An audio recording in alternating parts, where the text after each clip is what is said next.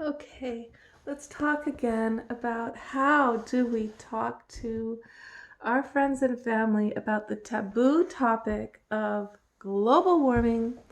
And no one wants to hear about it, and you got to talk about it, or else nothing changes. Everybody's like, oh yeah, global warming, isn't it nice that it's going to be warmer in New England? They don't get it. They don't get this is mass starvation that we will be facing if we don't basically go into mass civil disobedience. We have to, politicians aren't going to do anything, not unless we are in the streets demonstrating. They think they're not popular if they talk about global warming. And you think the same thing. You're like, I don't want to be the unpopular one. I don't want to be the one ruining the party that nobody will like because she's so heavy, right? I know what you feel, because like I was one of the first people talking about solar at parties and ruining the whole thing at the end of everybody's event. My poor daughter was so embarrassed, you know. But we have to just think about the difference between nice and kind. Okay, this is the key for you. Okay, I know my whole place is empty. I'm giving up my place, guys. I am hitting the road.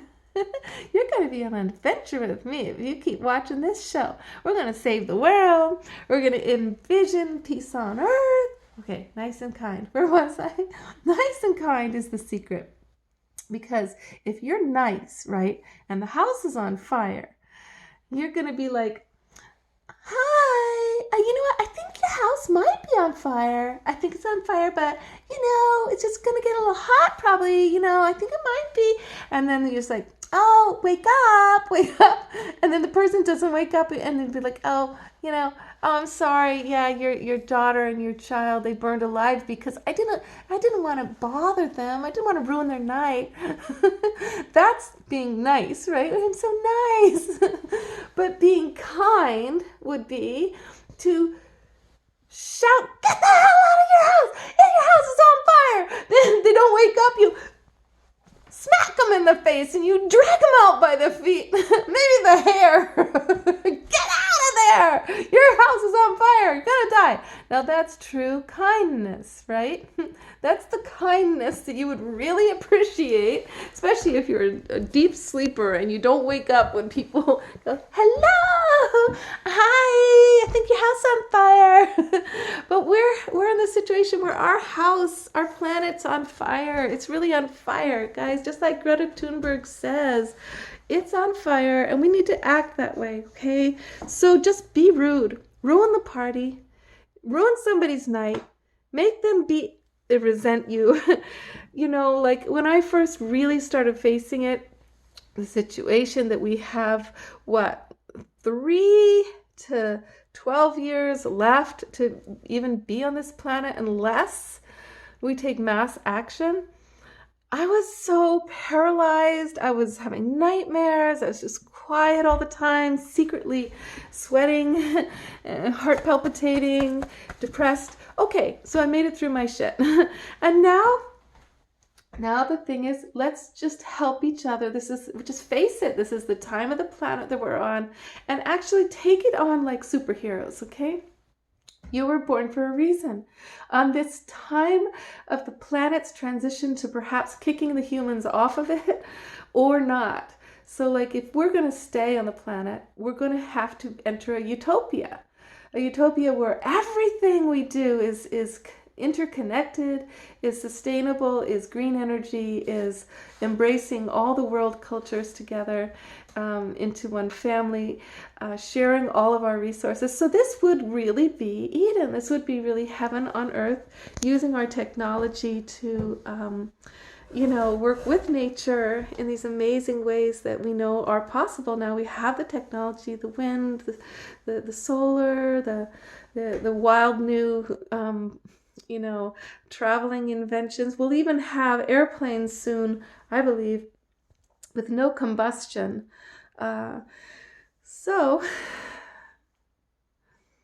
all right, That's the thing, okay? So you're born at a sacred time in history for a sacred reason. There couldn't be a more important time to be here and a more important time to use your gifts.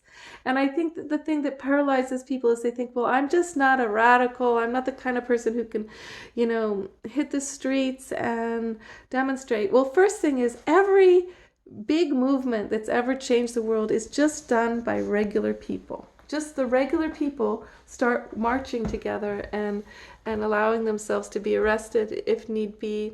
The ones that are strongest and bravest do that. So guys, you want to be heroes, right? You're ready to go to war at the drop of a hat. A lot of you're like, I'll save the country. Well, that is heroic. But if you want to be really heroic now, really show your colors of patriotism, the thing to do is nonviolent civil disobedience, where you let them hit you and you don't hit back. That takes a lot more strength, a lot more bravery, and it's way more effective for changing the world than just an eye for an eye until the whole world is blind, right? That's an eye for an eye makes the whole world blind. Whereas civil disobedience, the eyes of the world wake up and watch one group being violent towards a peaceful group, and then they side with the peaceful group. That's what happens. That's how Gandhi changed India's whole situation, and that's how the civil rights movement began, and created so much change. But we have a lot more to do for racism, and we have to end the jail slavery, jails for profit. We have to get that changed. We need reparations for all of those men who've been trapped in prison just to steal their votes, basically. And we need reparations for the Native American people. And you know what? We actually need reparations for the ancestor women of the 6 million women who were murdered by the Inquisition over 700 years, right? We need to have it be that there is an open conversation about what that means for women being afraid to be midwives, to have any natural health rights, to have rights to our own bodies, to have rights to abortion. All of it goes back to being terrified that we'll be killed again by the church, for being healer women. So you think about herbalism, like my girlfriend here in town, she's a great herbalist, and she made up all of these recipes that actually literally heal sore throats, inflammation, fevers. She knew the ancient herbal recipes, and she was selling them for years. And the FDA came in and just said, there is no such thing as herbal medicine. No such thing. We're taking everything off your shelf. Everything. We're only leaving you with beauty products, right?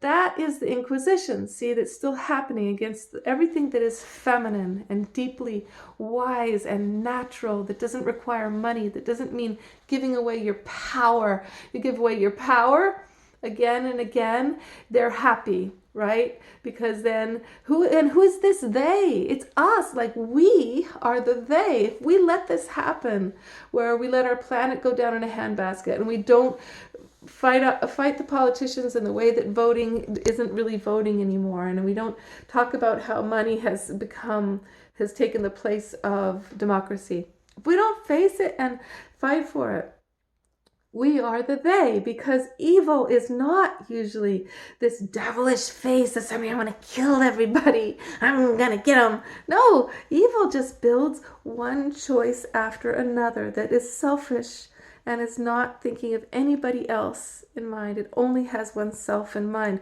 That's how evil comes. It's just continual choices that are only regarding oneself. Okay, so let's get on it, all right? What was I talking about? Nice and kind. Okay, so be kind, and to be truly kind, you need to be ruthless. You need to be rough and tumble. And I'm going to tell you a funny story about that in just a minute. This is a long video, so let's let you go to sleep, honey. Good night, honey. Good night. Okay, good night.